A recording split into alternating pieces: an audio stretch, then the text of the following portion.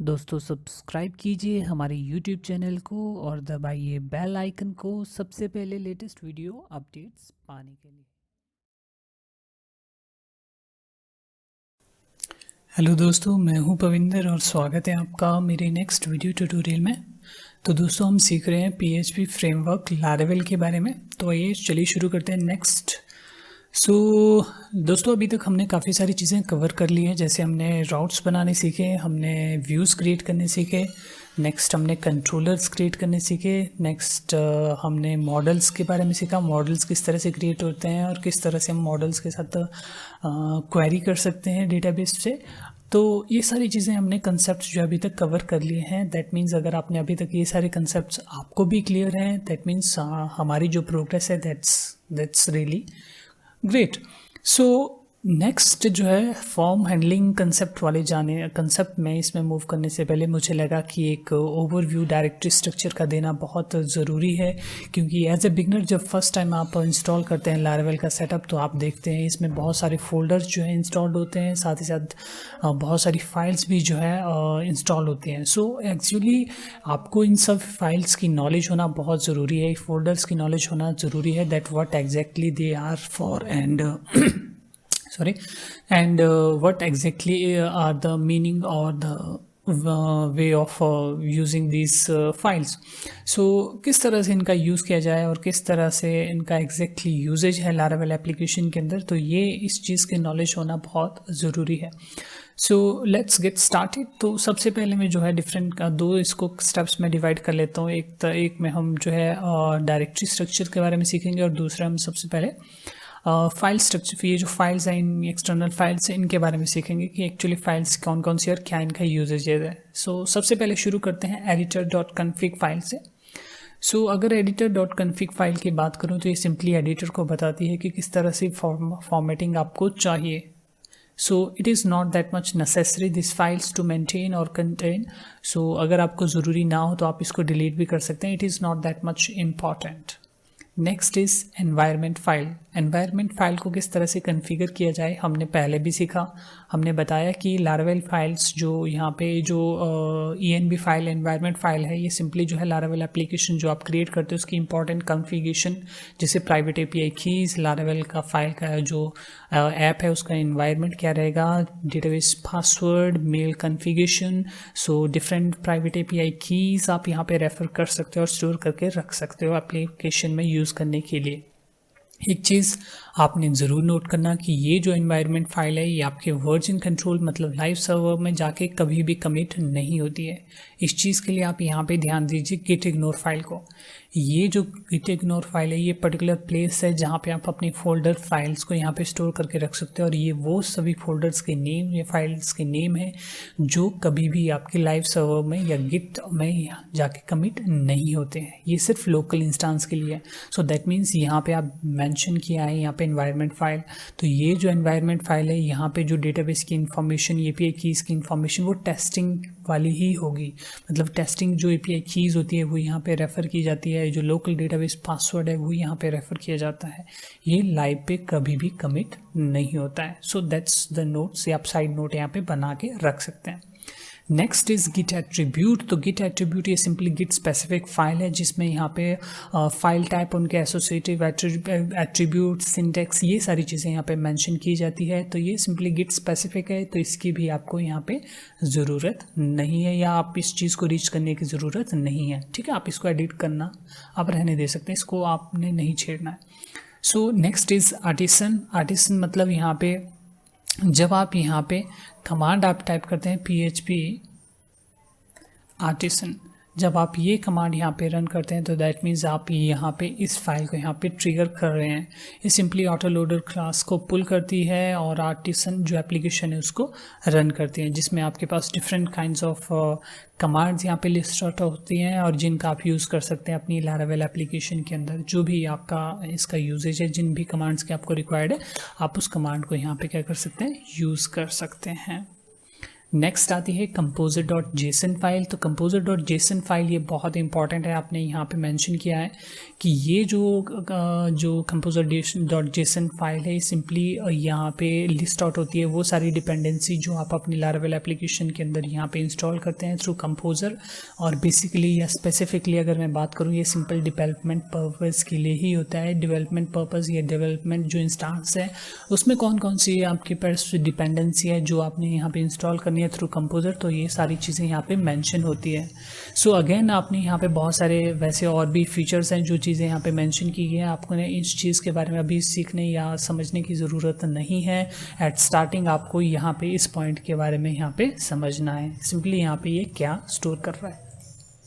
Next is composer dot lock file. तो composer dot lock file आपने composer के बारे में सीखा कि जो कंपोजर के थ्रू जो भी डिपेंडेंसी आप इंस्टॉल करके रखते हो उनका एक स्पेसिफिक वर्जन जो है यहाँ पे ये लॉक करके रखता है। ये किस चीज़ के लिए होता है? To ensure the consistency such as कि अगर आप जो है किसी एक टीम पे वर्क कर रहे हो, there is 4 to 5 member teams और more than 4 to 5 members team, तो दैट मीन्स जब आप अपना प्रोजेक्ट जो है अपनी टीम मेंबर के साथ जो है शेयर करते हो तो इन दैट केस उस पर्सन के पास जो सेकंड टीम मेंबर है जिसके साथ आप शेयर कर रहे हो उसके पास भी as an identical version of app जो आपने यहाँ पे इंस्टॉल किया है, जब वो वहाँ पे इंस्टॉल करे सारी डिपेंडेंसी, सो एक आइडेंटिकल जो एक लेआउट एक जो ऐप का आपके पास वर्जन है वही उसके पास भी यहाँ पे क्रिएट हो जाए। सो ये फाइल यहाँ पे इंश्योर करती है और ये फाइल उस पर हेल्प करती है। Next is package dot JSON file. तो that means that is for front end development. जैसे कंपोजर यहाँ पे यूज़ होता है तो नोड में यूज़ होता है npm जिसके थ्रू जो है अपनी डिपेंडेंसी आप इंस्टॉल करते हो और यहाँ पे फिर जावास्क्रिप्ट में उसको रेफर कर सकते हो, ठीक है। नेक्स्ट इज़ यहाँ पे पैकेज लॉग डॉट जेसन। ये जो फाइल है similar to that is composer dot lock file, ठीक है। सो ये था एक ओवरव्यू इन फाइल्स का जिनकी नॉलेज होना बहुत ज़रूरी है कि क्या यूजेज है, क्या काम है। सो नेक्स्ट मूव करते हैं डायरेक्टरी स्ट्रक्चर के ऊपर। सो सबसे पहला फोल्डर यहाँ पे आप देख रहे हैं वेंडर फोल्डर। वेंडर फोल्डर में आप बहुत सारे फोल्डर फाइल्स यहाँ पे देखेंगे। सो वेंडर फोल्डर क्या करता है, यहाँ पे जितनी भी डिपेंडेंसी आप कंपोजर के थ्रू इंस्टॉल करते हो वो सारी डिपेंडेंसी यहाँ पे इन फोल्डर्स यहाँ पे इस वेंडर डायरेक्टरी के अंदर इंस्टॉल होती है। एक चीज़ आप में यहाँ पे ज़रूर नोट कर लेना कि ये जो आपकी फाइल्स है यहाँ पे ये कभी भी एडिट नहीं करोगे आप, इनमें कोई भी छेड़खानी आपने यहाँ पे नहीं करनी है, ठीक है। Next is test. किसी भी तरह की टेस्ट जो एप्लीकेशन पे आप राइट ऑन करते हो that should be handled from here. So हम इस चीज़ के बारे में आने वाले एपिसोड में यहाँ पे इस चीज़ के बारे में बात करेंगे, ठीक है। So next is storage. Storage जो लारावेल एप्लीकेशन की जितनी भी स्टोरेज होती है वो यहाँ पे रहता है। जैसे आप लॉग फाइल देखेंगे, जो भी लारावेल के लॉग्स है वो यहाँ पे स्टोर्ड होते हैं।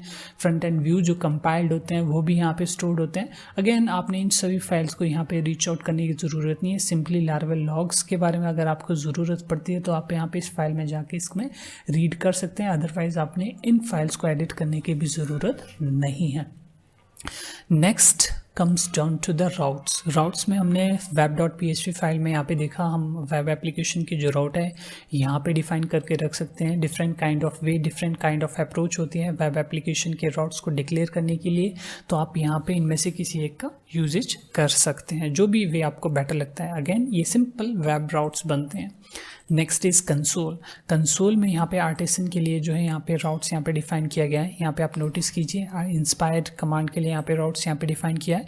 अगर आप यहाँ पे PHP आर्टिसन इंस्पायर इस कमांड को रन करते हैं तो यहाँ पे जो भी यहाँ पे मेंशन किया गया है ये सारी चीज़ें यहाँ पे एक इंस्पिरेशनल कोट्स यहाँ पे नज़र आ जाएगा। और ये कमांड एक्चुअल तौर पे रन करती है बिकॉज ऑफ दिस, ये जो कमांड यहाँ पे डिफाइन की गई है।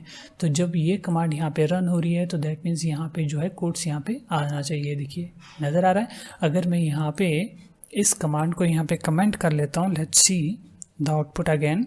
सो मैं यहाँ पे इसको क्लियर कर देता हूँ, PHP artisan inspire, let's hit enter. तो यहाँ पे एरर आना चाहिए क्योंकि अब उसको ये कमांड यहाँ पे नहीं मिलेगी क्योंकि हमने वो चीज़ वहाँ पे कमेंट आउट कर ली है। ये देखिए, ठीक है। So let's see the output. तो अभी जो एरर यहाँ पे आना चाहिए, देखिए command inspire is not defined. So ये एक्चुअली यहाँ से रन हो रहा है। आप अपने लिए भी कोई भी जैसे आर्टिसन कमांड आप अपने हिसाब से यहाँ पे खुद भी बना सकते हैं। ये देखिए, चलिए हम बनाते हैं यहाँ पे क्या नाम देते हैं, ब्लॉग, ओके सिंपली नाम दे देते हैं, जो भी आपने अपने हिसाब से नाम देना। This is blog artisan command, और डिस्क्रिप्शन में देना है कुछ भी आप दे सकते हैं, this is only for testing, that's it. So अब यहाँ पे जाके अब आप यहाँ पे टाइप कीजिए PHP आर्टिसन ब्लॉग, तो यहाँ पे हमारी जो कमांड है वो रन होनी चाहिए और यहाँ पे आउटपुट आनी चाहिए this is blog artisan command, वो यहाँ पे एज एन आउटपुट यहाँ पे आना चाहिए, जो हमने वहाँ पे एज ए रिजल्ट आउटपुट रखा है। ठीक है, ये देखिए this is blog artisan command. आप यहाँ पे इसकी डिस्क्रिप्शन भी चेक कर सकते हैं, PHP आर्टिसन हेल्प। मैंने कहा था किसी भी कमांड को अगर आपने सीखना है, उसका क्या यूजेज है, उसके बारे में डिटेल जाननी है, तो आप उस कमांड से पहले हेल्प यहाँ पे यूज़ कर सकते हैं। ये देखिए सारी डिस्क्रिप्शन यहाँ पे दी है, इसका यूजेज दिया गया है। ठीक है, so hope you got it, और आपको ये आइडिया लगा होगा कि एक्चुअल तौर पे इस कमांड का क्या यूजेज है। नेक्स्ट इज़ चैनल यहाँ पे एक ब्रॉडकास्टिंग चैनल का एक बिट हायर टॉपिक है। इसका एक्चुअली यूज़ होता है फ्रंट एंड कम्युनिकेशन के लिए with server side. Suppose that any kind of कि किसी भी तरह का जो इवेंट अगर सर्वर साइड पे जो है ऑकर होता है और आप कम्युनिकेट करना चाहते हो to the front end user without actually reloading the page, तो आप यहाँ पे इवेंट ब्रॉडकास्टिंग का यूज़ कर सकते हो। तो अभी एक हायर लेवल टॉपिक है, तो आप इसको भी यहाँ पे अभी आप लीव कर सकते हैं। नेक्स्ट इज़ API, तो जो भी आपकी API के राउट्स हैं वो यहाँ पे डिक्लेयर करते हैं। ठीक है, सो ये भी अभी हमें ज़रूरत नहीं है इस चीज़ की भी। नेक्स्ट इज़ रिसोर्स डायरेक्टरी में हमने देखा जितनी भी आपकी JS, SAS, जो भी CSS है, वो सारी फाइल्स यहाँ पे स्टोर होती हैं। नेक्स्ट हम व्यूज़ भी अपने यहाँ पे क्रिएट करके रख सकते हैं। ठीक है, next come down to the public directory. तो पब्लिक डायरेक्टरी में जितनी भी आपकी कंपाइल्ड फाइल्स होती हैं वो यहाँ पे रहती हैं। जैसे आपने इमेजेस है, इमेजेस स्टोर करनी है, आप यहाँ पे एक नया फोल्डर बनाइए इमेज के नाम से, और अपनी इमेजेस जो है यहाँ पे स्टोर करके आप रख सकते हैं। नेक्स्ट इज़ डेटाबेस डायरेक्टरी में आप different kinds of 3 different folders यहाँ पे देखेंगे। सबसे पहले सीडिंग, तो डेटाबेस सीडिंग के बारे में हम आने वाले वीडियोस में ज़रूर यहाँ पे बात करेंगे। एक्चुअली डेटाबेस सीडर क्लास का क्या यूजेज होता है, सो अभी के लिए आप इस चीज़ को रहने दीजिए। नेक्स्ट इज़ माइग्रेशंस में हमने देखा किस तरह से हम जो है अपने टेबल का ब्लूप्रिंट क्रिएट कर सकते हैं और किस तरह से माइग्रेशन कमांड को हम रन कर सकते हैं to create the tables in the database. तो ये चीज़ हमने पहले भी लर्न कर ली है। नेक्स्ट इज़ फैक्ट्री के बाद हमने इसका भी यूजेज यहाँ पे इस फैक्ट्री क्लास का यूजेज किया है। PHP आर्टिसन टिंकर कमांड के थ्रू हमने फैक्ट्री क्लास या जो है रेफ़र किया था आपने इस चीज़ का भी, अगर आपको पता होगा। तो ये देखिए जैसे यहाँ पे सिंपली इसने यूज़र मॉडल या जो भी टेबल यहाँ पे रेफ़र किया, यूज़र क्लास को रेफ़र किया और यहाँ पे बताया कि एक जो यूज़र जब क्रिएट होगा उसमें क्या क्या चीज़ें यहाँ पे रहेंगी। एक रिकॉर्ड में सिंपली नेम होगा, ईमेल होगा, पासवर्ड होगा। ठीक है, सो इस चीज़ को अगर आपने जैसे रिकॉर्ड यहाँ पे क्रिएट करना है तो आप इस फैक्ट्री क्लास का यूज़ कर सकते हैं। बेसिकली अगर हम बात करें तो ये टेस्टिंग के लिए यूज़ होता है। सपोज दैट आपको कुछ डमी रिकॉर्ड्स यहाँ पे चाहिए तो आप यहाँ पे इस क्लास का यूज़ कर सकते हैं। आइए चलिए देखते हैं इसका एक यूजेज। सो मैं यहाँ पे टाइप करता हूँ PHP आर्टिसन टिंकर। सो यहाँ पे टिंकर क्लास मैंने आपको बताया था, टिंकर आपका एक फ्री वर्क एरिया, फ्री एक रफ एरिया रहता है एक तरह से, जहाँ पे आप डिफरेंट क्लासेस को भी रेफ़र कर सकते हैं। और यहाँ पे जो भी एक आपने जो भी टेस्टिंग पर्पस के लिए रन करना है तो आप यहाँ पे जो है कर सकते हैं ये सारी चीज़ें यहाँ पे टिंकर जो प्लेग्राउंड रहता है। सो हम यहाँ पे फैक्ट्री क्लास को रेफ़र कर रहे हैं। नेक्स्ट कौन सा मॉडल है, ऐप यूज़र क्लास, और हम कमांड कॉल करेंगे मेक फंक्शन को, और मैं यहाँ पे हिट एंटर करूँगा तो एक डमी रिकॉर्ड यहाँ पे बन के आ जाएगा मेरे पास, एक डमी यूज़र रिकॉर्ड। ये देखिए नेम, ईमेल। ठीक है, इस चीज़ के साथ अभी ये रिकॉर्ड बना नहीं है, डेटाबेस में क्रिएट नहीं हुआ है, तो इसके लिए आप सिंपली यहाँ पे क्या कमांड यूज़ करेंगे, क्रिएट, दैट्स इट, और एंटर हिट करूँगा तो यहाँ पे क्या होगा, अब ये यूज़र यहाँ पे क्रिएट हो जाएगा। ये देखिए। सो अगर मैं डेटाबेस में यहाँ पे जाता हूँ तो मेरा जो डेटाबेस है वो उसके अंदर जो है ये रिकॉर्ड जो अभी यहाँ पे हमने रन किया है ये देखिए doctor Gionee what ever the record, ये कुछ डमी रिकॉर्ड्स या डमी डेटा ये देखिए यहाँ से उठा के लेके आता है। सो तो ये इस तरह से रिकॉर्ड यहाँ पे बन जाना चाहिए। तो अब अगर आप अपना डेटाबेस यहाँ पे आप चेक करोगे तो डेटाबेस के अंदर जो है ये रिकॉर्ड बना होगा, जो भी यूज़र जो भी मॉडल आपने यहाँ पे रेफ़र किया, हमने यूज़र मॉडल रेफ़र किया है। सो यूज़र के अंदर ये देखिए ये रहा वो रिकॉर्ड जो यहाँ पे एक्चुअली बन गया है, और ये बनाया था हमने अभी यहाँ से, ठीक है। सो होप दैट आपको इस चीज़ के बारे में क्लियर हुआ होगा। सो नेक्स्ट मूव करते हैं फैक्ट्री डेटाबेस। उसके बाद आता है कन्फिग। ये जो कन्फिग डायरेक्टरी है इसमें डिफरेंट वेरियस आपकी एप्लीकेशन से रिलेटेड कॉन्फ़िगरेशन जो है स्टोर्ड होती हैं। जैसे आप ऐप में यहाँ पे जाइए, आप यहाँ पे ऐप का एनवायरनमेंट स्टोर कर सकते हैं, ठीक है। तो ये सारी जो चीज़ें हैं आप यहाँ पे ऐप की कॉन्फ़िगरेशन यहाँ पे स्टोर करके रख सकते हैं। डेटाबेस कॉन्फ़िगरेशन आप यहाँ से इस चीज़ के लिए रीच आउट कर सकते हैं। मेल कॉन्फ़िगरेशन जो सेट करनी है उसके लिए आप यहाँ पे रीच आउट कर सकते हैं। As a beginner as a starting आपको इन फाइल्स की ज़रूरत है, या इन फाइल्स को यहाँ पे एडिट करने की ज़रूरत है। अगेन आपने एक चीज़ यहाँ पे ज़रूर नोटिस करना, जब भी यहाँ पे जो भी एडिटर या कॉन्फ़िगरेशन सेटिंग होती है वो यहाँ पे किसी तरह से इस तरह से एक स्ट्रिंग यहाँ पे सेट नहीं होता है। जो भी वैल्यू यहाँ पे रहेगी इस तरह से स्ट्रिंग वैल्यू सेट नहीं होती है। आप यहाँ पे देखिए, मैंने आपको पहले भी बताया था, ये हमेशा रीच आउट करता है एनवायरनमेंट फाइल के लिए, और वहाँ पे जो एप्लीकेशन जो वेरिएबल है वो सेट किया होगा उसकी वैल्यू यहाँ से रीड करके यहाँ पे सेट करता है।